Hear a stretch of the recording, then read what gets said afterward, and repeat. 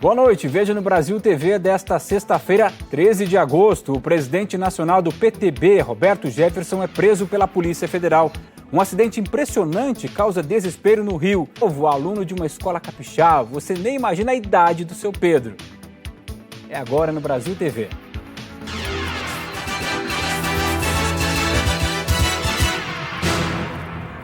O presidente nacional do PTB, o ex-deputado federal Roberto Jefferson, foi preso pela Polícia Federal. Agentes da Polícia Federal chegaram ao condomínio onde fica a casa de Roberto Jefferson, em Comendador Levi Gaspariano, sul do estado, por volta das 8 da manhã. O ex-deputado federal e presidente nacional do PTB foi preso por determinação do ministro Alexandre de Moraes, do Supremo Tribunal Federal. No endereço, os agentes cumpriram também um mandado de busca e apreensão. Jefferson só deixou o imóvel 2 horas depois, dentro da viatura da PF. Roberto Jefferson é investigado no chamado inquérito da Milícia Digital, que corre no Supremo Tribunal Federal. O pedido de prisão foi feito pela Polícia Federal, que concluiu que o ex-deputado participa de uma organização criminosa e tem praticado repetidamente e com frequência crimes contra a honra, racismo e homofobia, além de incitar outros crimes. Na decisão, o ministro Alexandre de Moraes afirma que Roberto Jefferson usa uma rede social para publicar vídeos e declarações onde exibe armas, faz discursos de ódio, homofóbicos e incita a violência, além de manifestar-se frontalmente contra a democracia e as instituições essenciais à manutenção do regime democrático de direito, entre elas o Supremo Tribunal Federal. Entre os episódios lembrados na decisão do STF está o ataque de Roberto Jefferson ao embaixador da China no Brasil. Os comunistas, como esse chinês malandro que está aí hoje na embaixada da China, que tem que ir embora. O presidente tem que mandá-lo embora. Ele está afrontando o presidente da República, esse xing-ling embaixador. Em outro vídeo publicado em redes sociais, Jefferson diz que a arma pode ser usada contra agentes do Estado. A arma é um instrumento de defesa até contra agentes do Estado. Esse Estado totalitário. O magistrado diz ainda que Roberto Jefferson pleiteou o fechamento do Supremo, a cassação de todos os ministros, para acabar com o poder judiciário, incitando a violência contra eles, porque não concorda com seus posicionamentos, e que a Constituição não permite a propagação de ideias contrárias à ordem constitucional e ao Estado Democrático de Direito, nem tampouco a realização de manifestação nas redes sociais visando ao rompimento do Estado de Direito. Alexandre de Moraes conclui que há fortes indícios de que Roberto Jefferson praticou os crimes de calúnia, difamação, injúria, incitação ao crime, apologia ao crime ou ao criminoso, associação criminosa, racismo, denunciação caluniosa, além de desrespeitar a Lei de Segurança Nacional e o Código Eleitoral. E diz que esses elementos demonstram uma possível organização criminosa, da qual, em tese, Roberto Jefferson faz parte do núcleo político, que tem por um de seus fins desestabilizar as instituições republicanas, principalmente aquelas que possam contrapor-se de forma constitucionalmente prevista a atos ilegais ou inconstitucionais, como o Supremo Tribunal Federal e o próprio Congresso Nacional. Por esses motivos, o ministro determinou também a suspensão da conta de Jefferson no Twitter. Antes, porém, o próprio Roberto Jefferson usou a rede para criticar a ação da PF. Às 7h30 da manhã, disse: "A Polícia Federal foi à casa de minha ex-mulher, mãe de meus filhos, com ordem de prisão contra mim e busca e apreensão. Ainda durante a manhã, a conta saiu do ar." Roberto Jefferson é o presidente nacional do PTB e é advogado. Foi deputado federal por 6 mandatos, entre eles o da Constituinte. Informou que Roberto Jefferson ficará preso preventivamente aqui no Rio. O PTB disse que o partido e seus dirigentes sempre respeitaram e continuam a respeitar o Estado Democrático de Direito e a Constituição Federal. A defesa de Roberto Jefferson informou que vai se manifestar depois que tiver acesso à íntegra da decisão do Supremo. 33 mulheres resgatadas pela polícia em uma clínica de repouso no Ceará estão abrigadas num centro de reabilitação. O diretor dessa clínica foi preso. Fábio Luna dos Santos, 35 anos, foi preso suspeito de manter 33 mulheres em cárcere privado no Crato. em uma casa que seria uma clínica para idosas e com problemas psiquiátricos. Um pedido de socorro através de um bilhete fez a polícia iniciar as investigações. Fotos divulgadas pela polícia mostram as condições. Quartos com grades, mas pareciam celas. As pacientes da clínica tinham entre 30 e 90 anos. O espaço funciona há 6 anos. Elas ficavam trancadas de cadeado, certo? O local era fétido, tinha mau cheiro, né? Não tinha ventilação no local, havia restos de comida dentro do balde. A vigilância sanitária esteve no local. Alguns familiares foram até a casa para tirarem os parentes. Eu visitava ela sempre. No dia que eu não vinha, era chamada de vídeo. Sempre tive tudo normal, assim. Nunca detectei nada. Para mim foi surpresa. O suspeito foi ouvido e negou tudo. E é investigado por maus tratos, cárcere privado, abuso sexual e apropriação dos benefícios em dinheiro recebidos pelas pacientes. Policiais foram presos em Recife suspeitos de vender armas para traficantes. Os 4 policiais civis foram presos suspeitos de corrupção, venda ilegal de armas e peculato, que é o desvio de dinheiro público, e também por formação de organização criminosa.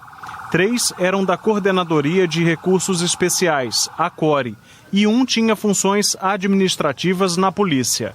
De acordo com a investigação, eles são responsáveis por retirar do prédio da CORE, no bairro do Cordeiro, 326 armas de vários calibres e vender para traficantes do Recife e da região metropolitana. A Justiça expediu 22 mandados de busca e apreensão e 18 mandados de prisão. Todos foram cumpridos. Bens dos suspeitos foram bloqueados. Entre os presos, a maioria era de criminosos que compraram armas dos policiais. De acordo com os delegados, a investigação continua. Agora, nossa intenção é levar para o inquérito todas as informações que foram coletadas e chegar a uma conclusão, individualizando condutas, responsabilizando criminalmente essas pessoas e aí levá-los à esteira da justiça para que lá eles respondam pelos crimes praticados. Isso demonstra o fortalecimento, demonstra o amadurecimento da nossa instituição policial, que corta da própria carne diante de um desafio tão grande como este, que é apresentar para a sociedade policiais corruptos, policiais que praticavam crimes enquanto deveriam proteger a sociedade. A gente vai te mostrar agora um acidente impressionante que provocou desespero no Rio de Janeiro. Meu Deus do céu! Nossa Senhora! Corre! Vai explodir! O desespero de quem viu tudo acontecer. Vai tomar choque, mano. Pessoal pro lado daí. Moradores quando os bombeiros chegaram. Ajuda ela aí, gente. Ajuda ela a descer. Tudo começou quando essa carreta que transportava farinha tombou. Ela bateu num carro e a passarela de pedestres provisória foi atingida. Arrancou a passarela toda aí, ó. Como é que tá? Isso aqui era a passarela. Depois que a estrutura cedeu, o metrô veio e ainda arrastou parte dela. O motorista se encontra dentro da cabine. O motorista do caminhão. Eu sei que eu tomei uma fechada, eu ia entrar na Dutra. Tomei uma fechada de um carro, não deu para mim entrar, eu vim direto. Aí fui contornar aqui. Só que quando eu desci aqui, bati num carro ali, aí perdi o controle do carro e o carro tombou. Bateu na passarela. Eu não vi mais nada. Eu não senti nada, quando tombou, eu só fiquei preso no cinto de segurança. E aí chegou o pessoal e quebrou o para-brisa para me tirar lá de dentro. Peritos estiveram no local por volta das 2 da manhã. Logo depois, a composição foi retirada. A circulação só começou por volta das 6h20 da manhã. E do lado de fora, na Avenida Pastor Martin Luther King, retirar os escombros da passarela era prioridade. Equipes usavam um guindaste para tentar destombar a carreta. Apesar das imagens impressionantes e assustadoras, ainda bem, ninguém teve ferimentos graves ou morreu, apenas alguns ferimentos leves. O ritmo de distribuição de vacinas pelo Ministério da Saúde tem recebido muitas críticas. No Rio de Janeiro, a vacinação até foi retomada, mas não se sabe até quando. A fila voltou a andar. Hoje chegou a vez do Zé Mateus. Tô ansioso mesmo. Ansiedade mesmo, felicidade, né? Depois de 2 dias parada, a vacinação no Rio foi retomada para quem tem 24 anos. Vacina é vida, né? Quanto mais gente vacinada, mais gente salva, né? Mas a continuidade do calendário é incerta. Para garantir a vacinação na semana que vem no Rio, são necessárias 460 mil doses. Hoje, o prefeito Eduardo Paes cobrou agilidade do Ministério na liberação das doses. Mandem, por favor, as doses de vacina estocadas não sei aonde. Superem as burocracias. Segundo um acompanhamento dos dados do Ministério da Saúde, feito pelas secretarias de saúde, há 7.800.000 doses de vacinas paradas à espera de liberação. Nós não podemos pegar a dose que chega aqui e distribuir sem a liberação da Anvisa. E tem sido liberado com eficiência.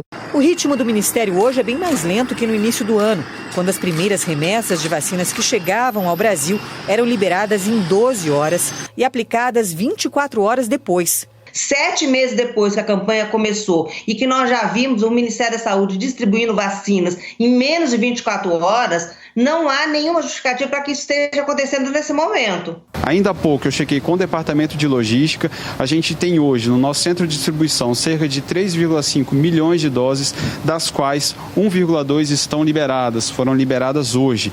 E essas doses que estão liberadas, elas são feitas, é feita a pauta de distribuição e em 24 horas depois de liberadas, elas começam a ser distribuídas. Olha, a Anvisa diz que não há nenhum empecilho para que o governo federal distribua essas vacinas. Enquanto isso, profissionais de educação do Rio Grande do Sul estão tentando atrair estudantes de volta às aulas presenciais. De porta em porta, equipes da Secretaria da Educação de Novo Hamburgo percorrem a periferia da cidade em busca dos alunos. A busca ativa tenta convencer os pais de que é seguro enviar os filhos de volta para a sala de aula. O sistema é híbrido, um pouco na escola, um pouco em casa. Esse mesmo trabalho evitou que centenas de crianças e jovens desistissem de estudar em esteio. Equipes da educação já fizeram mais de 1.100 visitas desde que as escolas fecharam em março do ano passado. No início ainda tinha muita resistência das famílias, né? Em função da pandemia, medo de voltar para a escola, medo de buscar as atividades.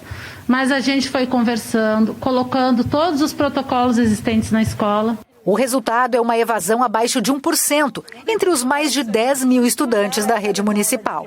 O atendimento, cheio de atenção e carinho, convenceu a família do Guilherme que era hora de voltar para a escola. Nesse último ano, ele mal conseguiu fazer as tarefas em casa. Agora a gente pode ir para a escola, agora a gente está bem melhor, porque acho que eu me desconcentrava muito, mas agora eu vou para a escola e vou ter ensino do professor ou da professora. Em Porto Alegre, o esforço é nos 3 primeiros anos do fundamental. A recuperação dessas crianças passa por aulas de reforço em turno inverso ao da escola. A partir de setembro, elas vão ter 4 horas a mais para a alfabetização. A prioridade é atender 12 mil alunos. Uma campanha recém-lançada também tenta sensibilizar os pais para o retorno e já dá os primeiros resultados. A adesão ao presencial, que era de 20% no primeiro semestre, já subiu para 30%. Carga horária ampliada também na rede estadual. Vão ser 2 horas a mais por semana em português e 3 horas a mais em matemática e um programa de aceleração da aprendizagem. Não vai dar tempo de ensinar tudo. Então, vamos olhar para aquelas habilidades mais fundamentais para garantir aprendizagens de todas. Vamos falar da hora do café. O popular pãozinho francês é um dos vilões da alta da cesta básica no Ceará. Antes da pandemia, a média do preço do quilo do pão francês no Ceará estava em R$ 12,90. Depois de tantos aumentos, chegou a R$ 15. Nessa padaria, no bairro de Fátima, por exemplo, o quilo do carioquinha, como o cearense fala, está custando R$ 14,90. Eu achei um pouco caro, então eu estou comprando bem menos do que antes, né? Segundo o Sindipão, o pãozinho ficou entre 15% e 20% mais caro aqui no estado. E vários são os motivos que justificam esse aumento. Por exemplo, a variação da temperatura acaba influenciando na produção do trigo, que é a matéria-prima responsável para a produção do pãozinho. Além disso, a variação do dólar impacta diretamente na comercialização dessa matéria-prima. Muitos aumentos dos insumos ainda e tudo isso tem acarretado que o cenário está imprevisível. O pãozinho ele faz parte da base da alimentação, né? Não só do cearense, mas do brasileiro.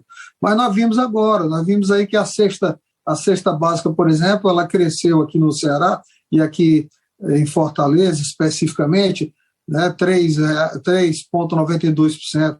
Foi o maior aumento do Brasil, né, e isso aí repercutiu muito no orçamento das famílias, principalmente aquelas famílias de baixa renda. O pagamento das parcelas extras do auxílio emergencial começa no próximo dia 18. A lista completa com essas datas do benefício está lá na nossa página, g1.com.br.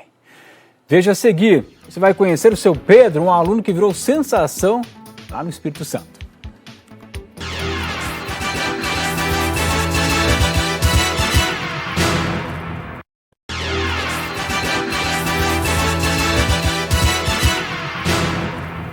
Estamos de volta. O tempo seco no interior de São Paulo tem um fenômeno comum, mas que assusta. Na sua casa, você já passou por uma situação dessa recentemente? Nossa, muito. Eu tomo muito choque nas pessoas, nas portas dos carros. Muito choque. Quem também está sofrendo com isso é o Rafael. São muitos os perigos escondidos aqui na casa dele. Vez ou outra, quando vai fazer algo do dia a dia, tocando em algo de metal, acaba tendo essa surpresa nada agradável. A hora que eu vou descer do carro no final do dia, abrir um portão, até na torneira da cozinha, a gente acaba levando choque do nada. É uma coisa que a gente não espera, então a gente leva um susto e a gente tem percebido que tem acontecido com mais frequência recentemente. E para entender por que a gente acaba levando esses choques, nós viemos até essa escola conversar com o Gustavo, que é professor de física. Ele preparou alguns testes para exemplificar essa situação. Imagina que o corpo humano seja esse cano de PVC. O Gustavo está deixando o cano eletrizado por meio do atrito com o papel. Esse atrito acontece quando a gente anda ou faz algum movimento. Assim que o cano fica eletrizado e se aproxima de outro objeto, ocorre a atração entre eles. Essas cargas, por estarem acumuladas na superfície do corpo, ao aproximar de um outro corpo que também seja um condutor, por exemplo, facilita ou ocorre a descarga elétrica, ou seja, esses elétrons saltam para o outro corpo, gerando então esse choque, essa sensação de choque que nós temos aí e que às vezes incomoda bastante. Bom, e se você também costuma tomar muito choque, já deve ter ouvido ou dos seus pais ou dos seus avós que o jeito é andar descalço na terra. Confesso que eu sempre achei que isso fosse lenda urbana, mas segundo a física, isso tem fundamento. Isso porque quando o nosso corpo está em contato direto com a terra, e não precisa ser na grama, pode ser no quintal, no piso da sua casa mesmo, acontece o descarregamento das nossas cargas elétricas. E isso diminui bastante a incidência dos choques. Já na zona rural de Caruaru, em Pernambuco, os agricultores estão animados com a chuva, que pode favorecer a safra na região. Além do frio, o Agreste de Pernambuco também está com chuva. Quase todo dia chove um pouquinho. Bom para o segundo distrito de Caruaru, zona rural do Agreste, que é uma região onde tem muita plantação de milho, feijão, macaxeira, que se dão bem com a terra molhada e com o tempo frio. Levi é agricultor. Nesse tempo ele tem mais motivação para levantar bem cedo e ir para a roça. Esse período agora é uma alegria, porque ele planta, se ele planta ele vai vender, vai ter uma renda. A macaxeira, por exemplo, começa a se desenvolver em poucos dias. Depois de 6 a 8 meses já é tempo de colheita. Nessa época do ano, como o tempo ajuda, dá para vender a R$ 2,50 o quilo. O milho também precisa de chuva. O tempo de colheita é de 70 dias. A mão do milho está custando R$ 30 nesse período aqui na região. O feijão demora de 80 a 100 dias para colher. E o inverno é a melhor estação do ano para a semeadura. O quilo do feijão vendido na feira livre está custando R$ 8 a R$ 9, mesmo preço que nos supermercados. Nós dependemos da água, né? Aí quando está chovendo, aí para nós é uma vantagem. Vai até domingo a inscrição para cursos de qualificação gratuitos em São Paulo. E, inclusive, tem um auxílio de dinheiro para a compra de material. As aulas são do programa Novotec Expresso, do governo do estado, voltado para jovens de 14 a 24 anos que têm um ensino fundamental completo. Cursos curtos de 4 meses sobre gestão e negócios, tecnologia da informação, comunicação e design e meio ambiente. Eu entrei na ETEC, comecei a fazer o de recursos humanos integrado, técnica de atendimento esse ano e agora me inscrevi para o de Excel aplicado à área administrativa. O auxílio para quem está matriculado no ensino médio da rede pública estadual vai ser de R$ 600, divididos em 4 parcelas.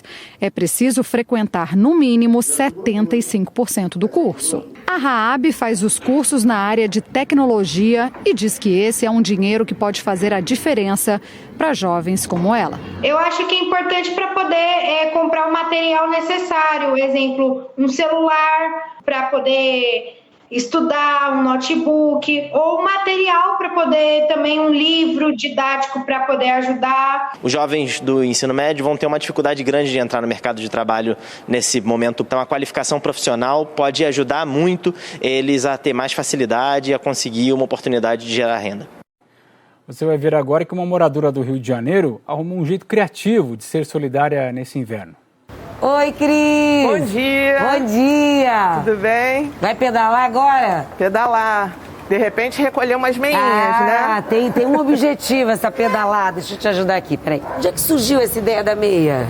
Me perguntaram quais eram os lugares que tinham para doar, porque tinham cobertores. Me voluntariei, né, para pegar. Quando eu entreguei para uma senhora, ela falou assim para mim, tão sofrida, ela falou, você não tem uma meia? Ai, sério? Pois é, aí aquilo assim me comoveu. Quem é que não tem um par de meia em casa? Exatamente. Pode ser um pé de um pé de outra, né? Não tem problema. Exatamente. O importante é ter. Você quer as meias, né? Isso.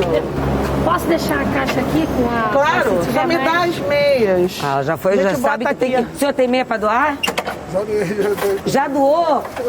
Bate aqui. A escola virou o quê? Um ponto de arrecadação? As mães estão doando, os pais. Olha quanta! Olha, tem meia nova, né? Que é legal. Que legal! Também. Agora a gente vai dar uma paradinha aqui, ó. Só para eu pegar umas meias. Quantas meias? Olha, eu acho que deve ter uns 100 pares. É que os moradores aqui do prédio? Não, 2 moradores.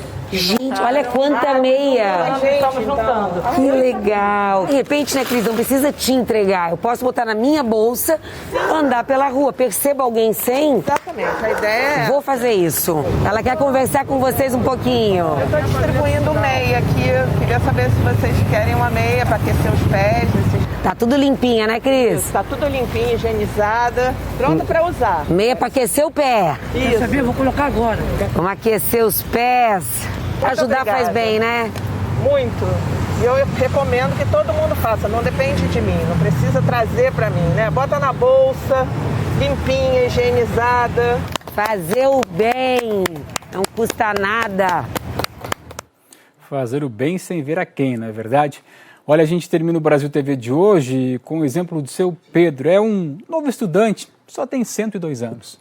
E aos 102 anos, seu Pedro atravessa o beco, sobe a ladeira e não para não. Dá para ir a pé porque a escola fica na mesma rua. Sejam bem-vindos.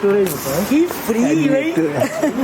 As aulas presenciais voltaram no mês de maio em Vitória. É uma turma de educação de jovens e adultos. André está mais adiantado, aprendendo o conteúdo da 4ª série. Seu Pedro não estudou na infância. Aos 18 anos chegou a frequentar a escola, mas era muito difícil conciliar com o trabalho. Vinha do serviço, cansado, trabalhava em caminhão,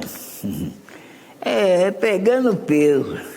Não ia em casa tomar café, tomava banho na garagem, da garagem já ia para o colégio. Ele saiu da escola, mas nunca perdeu a vontade de aprender. Quero aprender a escrever melhor, ler melhor, saber falar com as pessoas. Seu Pedro, a aula está difícil ou está fácil para o senhor acompanhar? Não, está fácil. Essa vontade aumentou por causa do filho.